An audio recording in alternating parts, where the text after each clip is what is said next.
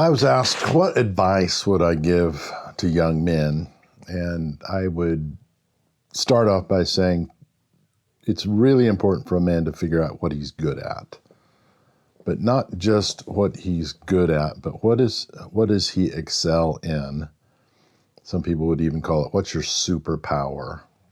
And it's taken me quite a while, many ways later in life.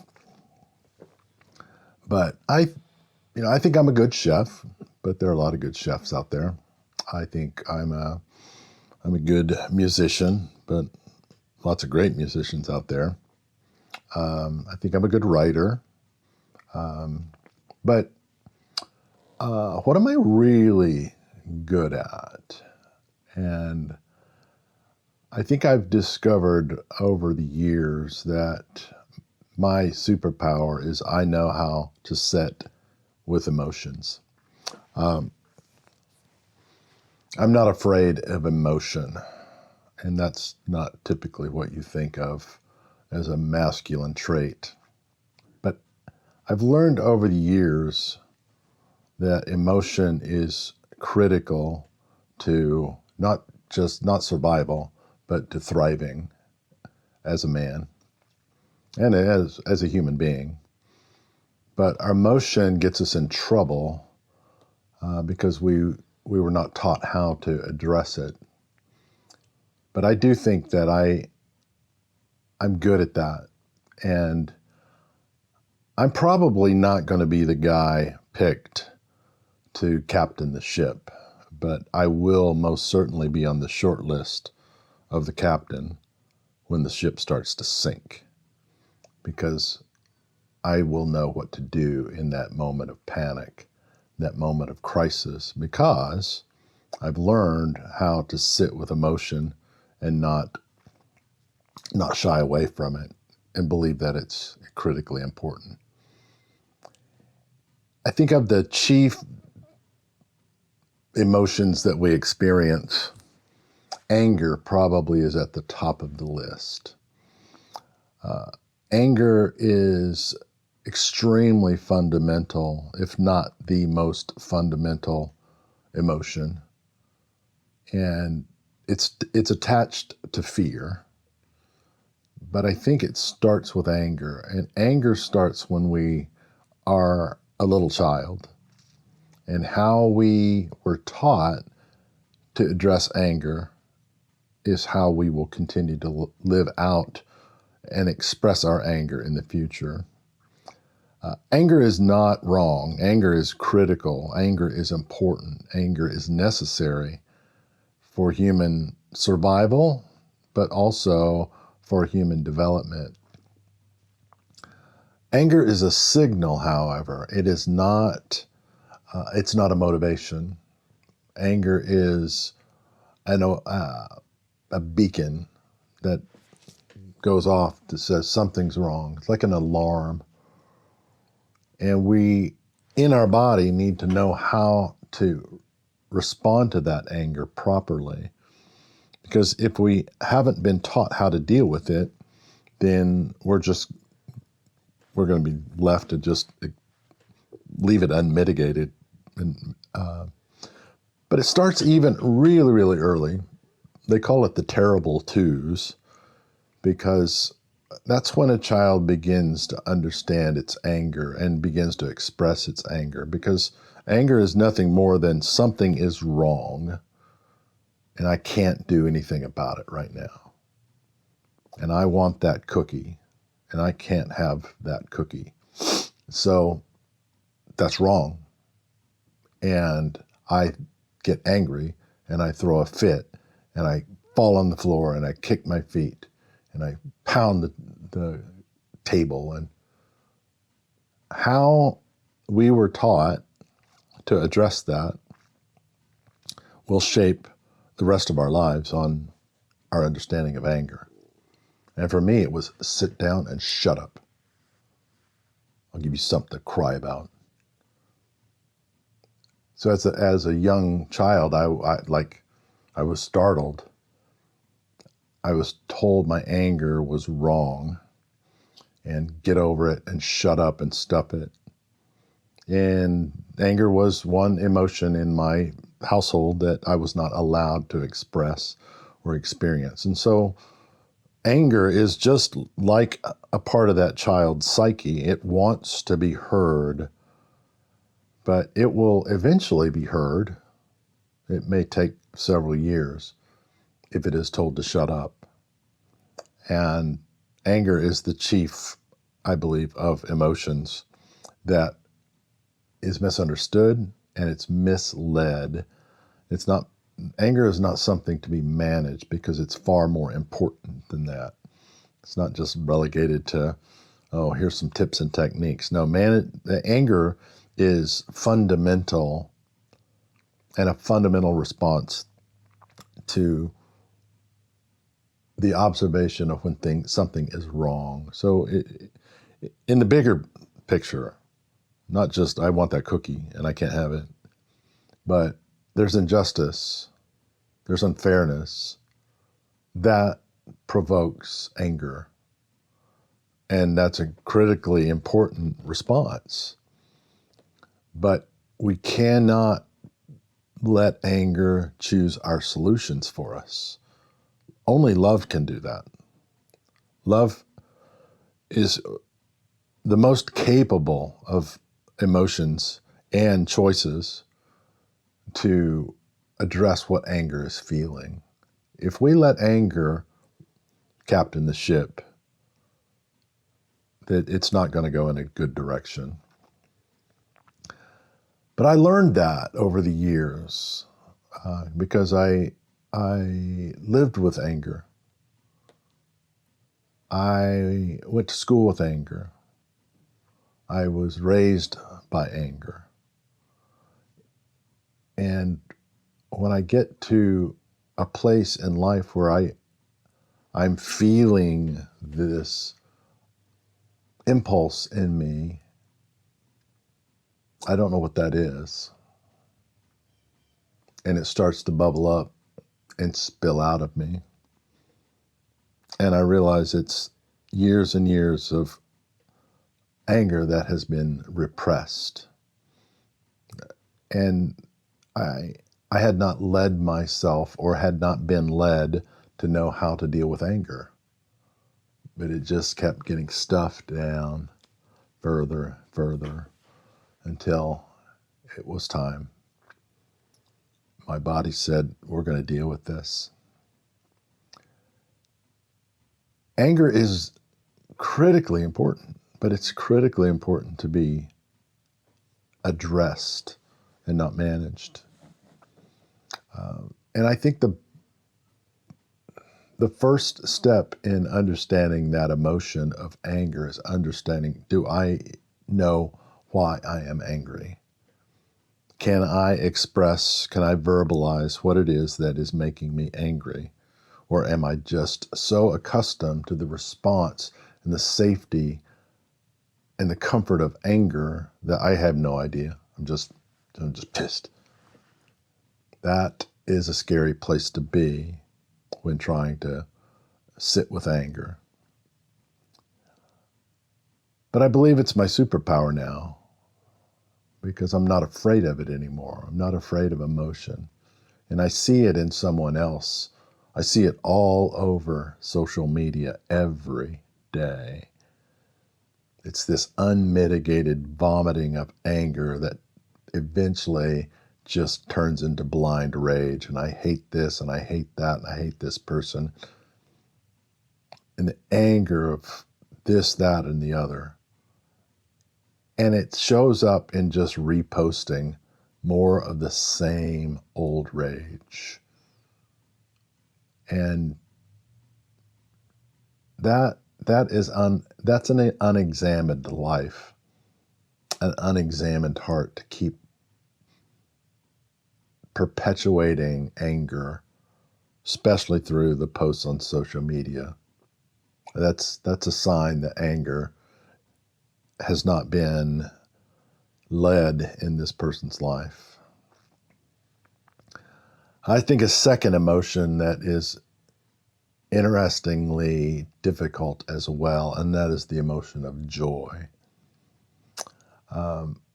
I have people trying to tell me that joy and happiness are two different things. And I guess I would allow anyone their choice of emotion and their choice of description and categorization. But to me, joy is joy. Joy is happy. Joy is delightful. Joy is bubbled up inside of this is the way it's supposed to be. The anger is the opposite. Anger says this it's not supposed to be this way. This is not the way it's supposed to be. But joy comes from this is how it's supposed to be. When things are right and when things are harmonious, things are beautiful and you can clearly see them and you can see innocence, that is the response of joy. Anger comes from wrong, but joy comes from right. And any time there's a sense of rightness and beauty and childlikeness, there, call it joy or happy, I don't care. But it is a delightful sense of this is right. But why it's terrifying is because you know that that is temporal. That feeling is going to go away when it gets ripped out and when things come back to it's not supposed to be this way. But joy, anger, sorrow, those all come to pass. But joy comes to stay. And when we realize that we can sit with anger and we can sit with joy equally, because we know there will come a time where anger is not necessary. Joy is incredibly necessary all the time. But we don't need to fear it because of fearing the other shoe is going to drop. Man, I feel so happy today. God, everything seems to be going well, but I don't know. I'm waiting for the other shoe to drop. That's why we shy away from joy. We don't feel it as acutely as we want to because we're afraid of it.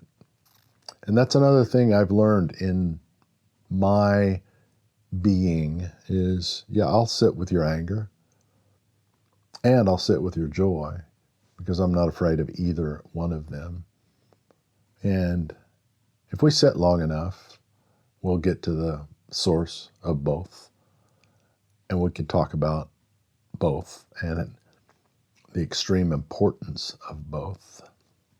I think a third emotion that I can sit with and have learned to sit with, and why I think I'm going to be the guy that gets called when the ship starts to sink, and that is I've learned, I don't know if you would call it the emotion of grief, the emotion of sorrow, but all the byproducts that come with loss.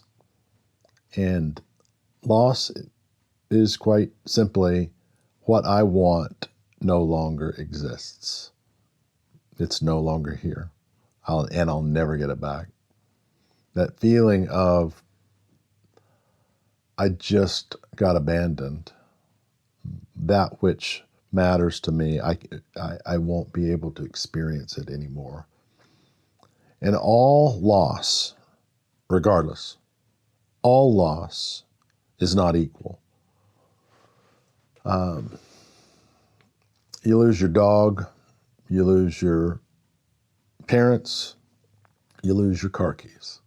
Those are all losses that provoke certain emotion of, oh, darn it, or oh my God, oh, what am I going to do?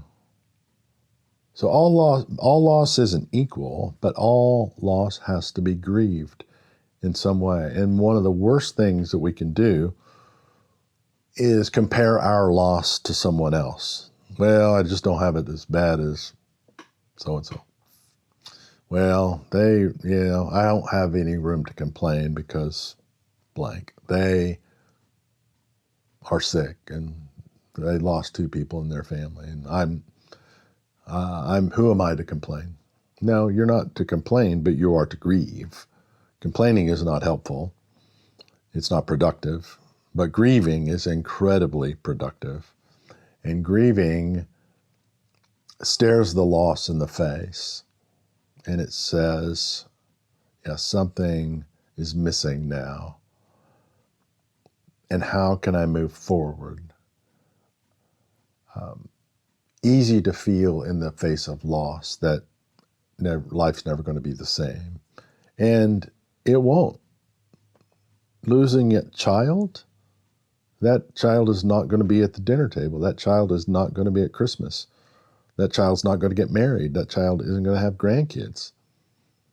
Yes, that's a huge loss that has to be grieved. But life and loss always gives way to life. We plant the seed, it dies into the ground, but it springs forth and bears much fruit. That is the principle of life and death and loss. When I lose a loved one, or I lose a job, or I lose my health, that has to be grieved, and it has to be felt deeply and internally. And and loss is always something that we cannot get over, but we can go through it. We can get through it. You know, we think of, oh, when am I going to get over this? When am my broken heart? You know, my wife left me. How am I going to get over it? Well, you're not going to get over it. You're going to get through it. And the thought of getting over it and bypassing the pain, the grief, and the loss, and why that mattered, and what can I do to create in the future something out of this loss, that's the better future, despite the loss. And I think these three emotions, anger, joy, and grief, are three of the most fundamental, foundational, dare I say, life skills, qualities, character, but the ability to sit with them is, I think, my superpower.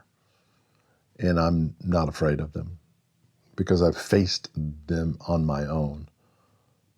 I've faced the anger in my life that has led to my own anger. I've faced joy of watching my daughter get married last year. Oh, still, just the thoughts of that whole week. How can it get better? And sitting with grief. I think those are three of my superpowers. And I would encourage you to ask that question. What am I good at? And don't compare it to anybody else. You know, don't think, oh well, they're better at it than me. You know, you can't do that. You look and find and discover, what am I uniquely gifted in? And learn that. Learn to sit with it. Learn to hold it. It may not ever be expressed until years later, but as you begin to learn that skill. And I saw the beginning of it when I was in college, and I was a natural ringleader, rush chairman, if you were. People are always looking to me to organize an event or gathering or a plan after an event. Hey, Shin, what are we going to do? What are we going to do? You always had good ideas. And I remember one time in particular, I was trying to corral a group of people after a football game and say, hey, we could do this, and I don't want to do that. And there was just so much dissension in the room. Like, man, you asked me to come up with a plan, and yet you don't want my plan. And my friend said, well, people look to you to do that because they trust you. They may not take your advice right off, but they are looking to you because they trust you. And I was probably 21 when I discovered that, okay, maybe I do that better than some. That trustworthiness is a good thing. And here I am now, 40 years later, reminiscing that in light of what I think I'm good at. And I think I'm good at sitting with emotion because I think people can trust me with it. They can trust me to sit and listen and not berate, not correct, not advise, but simply listen with you and feel with you. Some would call it the word empathy, and I think it's a word that gets easily misunderstood. Touchy-feely, kind of gooey. But empathy is nothing more, in my understanding, of being able to feel what you feel and knowing what to do with it. Because, yeah, we can feel emotion and we can feel sad, but still we don't know what to do with it. But to learn that is also a skill, to learn as you sit with someone in their emotion, what is they need. They may not need advice. They may not need clarity or counsel. They might just need to learn how to feel that anger, and not just wallow in it, but to understand, do I know why I am angry? And I think that is something I possess. And it's not a skill that I get paid for. It's not something you put on your resume. But it's a skill that I've learned how to live by. So when I move through my world and someone, like the homeless guy down on the end of the street, same guys, they kind of cycle in. And I can tell when I walk by in their spirit, this guy's just angry, doesn't really want help, doesn't believe there's help. And I could feel that.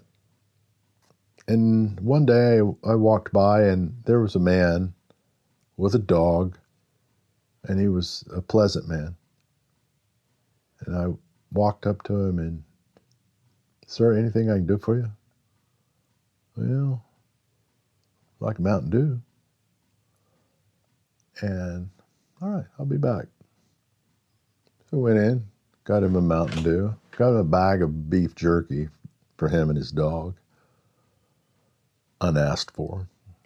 And I came back out and gave it to him. He was so grateful. And he could feel me. He could feel my humanity. And I said, here's something for the dog too.